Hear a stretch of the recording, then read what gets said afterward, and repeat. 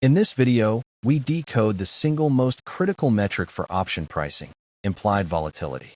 Unlike historical volatility, which looks into the rearview mirror to measure past price changes, implied volatility, 4, looks through the windshield. It represents the market's consensus forecast of likely price movement over the option's specific lifespan. Think of 4 not as a guarantee, but as the uncertainty premium priced into the contract right now.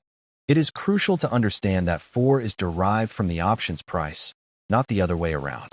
When demand for options increases due to fear or speculation, premiums rise, and when we plug that higher price into a pricing model like Black-Scholes, the 4 output increases.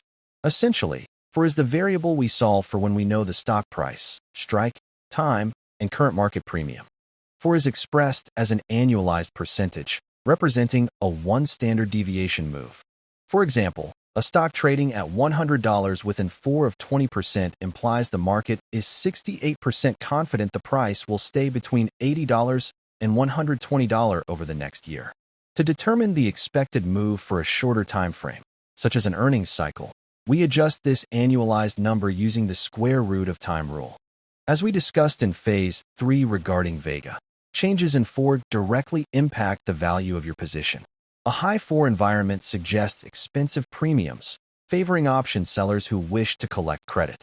Conversely, a low 4 environment suggests cheap premiums, which offers a distinct advantage to option buyers seeking leverage for a breakout move.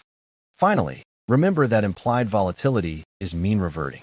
Periods of extreme fear and high 4 are almost always followed by contraction, while periods of complacency eventually lead to expansion.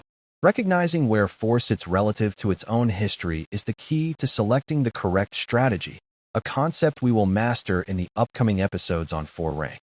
Join us in the next episode as we contextualize this data using 4 rank.